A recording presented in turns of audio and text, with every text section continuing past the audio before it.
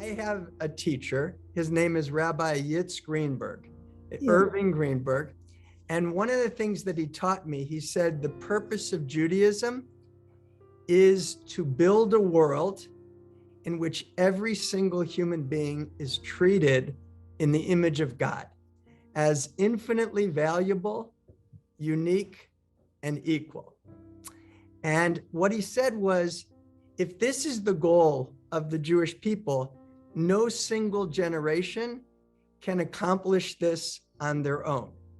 That we need each other, each generation, to do its best to take the goal, the covenant, as far as they can, and then to pass it on to the next generation. And I think that in order to do this, the Jewish people, we need to have community and family and Torah and Jewish practices and Jewish culture. And we also need non-Jewish people who are our partners and our allies who also believe in this purpose. Yeah. So here's what I'm going to try and do today is my hope is to step back and to let you and the students here build a bridge between the generations. And so the challenge is going to be not to give a talk, but to create a conversation, to make a dialogue.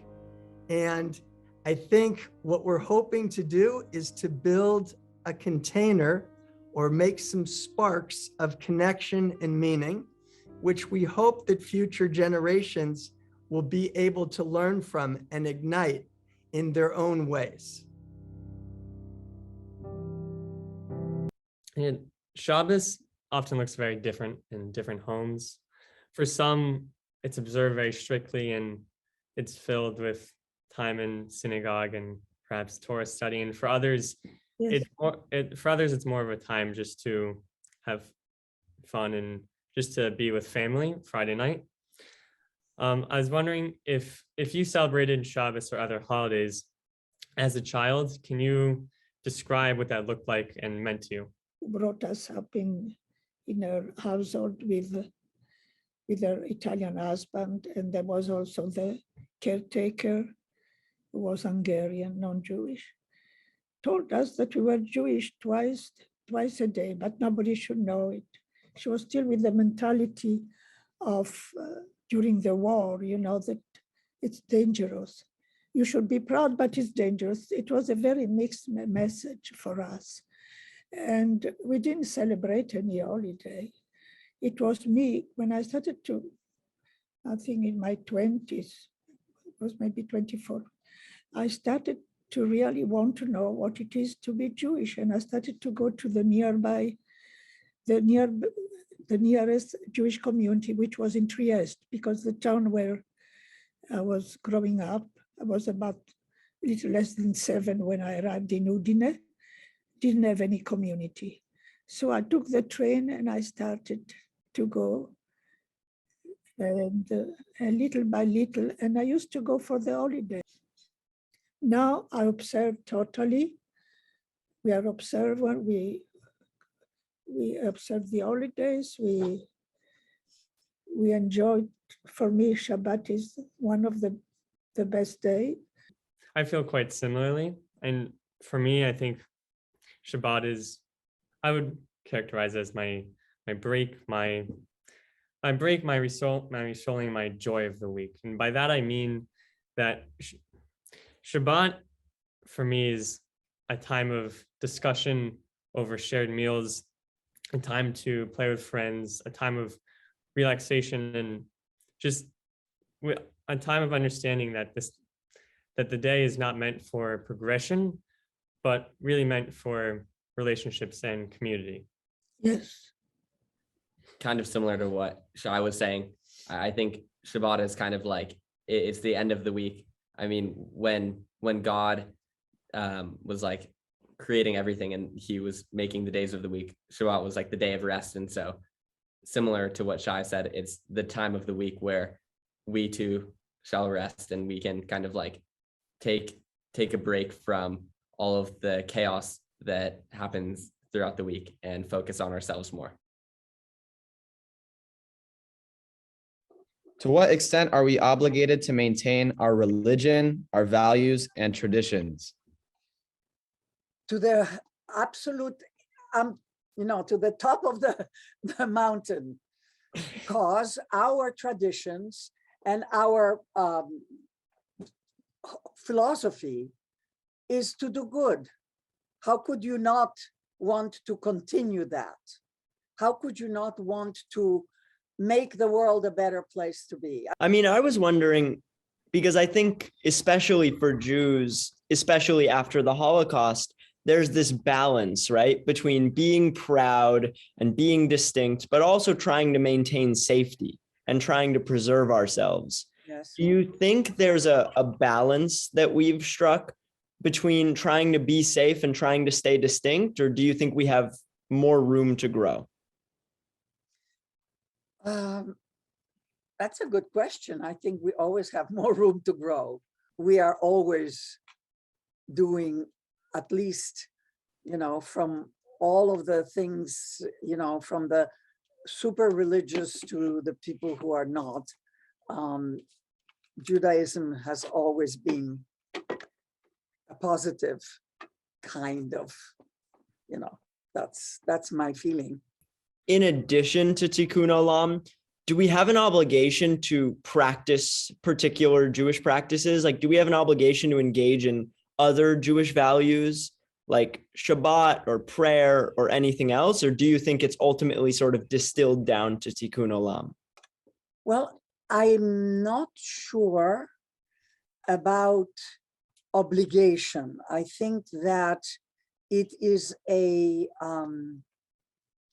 kind of a powerful word.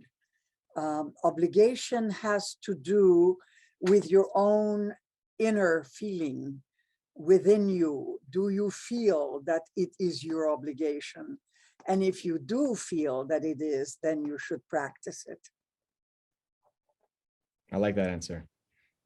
Yeah, I like that a lot too. I mean, I know I come from a more like reform background than most kids at our school. And so I think it's interesting to think about that, because I'll go to prayer services with other kids at Milken, and I find that I feel, quote unquote, less Jewish, in those types of circles, because I feel like I engage less with the religion. But then I think about just my internal sense of, am I engaged? Do I love Judaism? And I find myself answering yes, and I think it's an interesting sort of back and forth. That's the power of Judaism. That's the power, that it doesn't have those specific, streams that are limited. It's open. It's in your heart. In a post-war society, when we have different relationships with our countries, like they're not nation states anymore, they're not empires, how do you think that we should approach supporting our country, whether that be Israel or America, in like a moral and righteous way? Well, my country, right or wrong, if it's right, then to be very adamant about what you're saying. If it's wrong, to be very adamant about that too. So, it's easy to be objective about something that is distant from you. It's very difficult when you're involved. If I'm criticizing someone who's close to you, you're going to feel the pain as well. If you go to the national level, countries have been set up to defend and protect their own, which means automatically whoever is outside of that boundary is from another country, is a foreigner, if you will, and if not a potential enemy.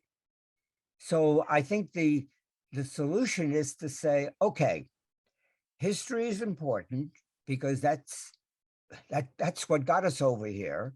But now let's see what it is that we want. Are we satisfied with what this is? And is this fair? Is this just? And if you have any doubts, then be open to changing. And that's very difficult, very difficult. An important lesson that I learned from my parents is to ask questions. It's very much ingrained in the Jewish tradition to ask a lot of questions. And so I was wondering, or we were wondering, what is an important lesson that you learned from your parents?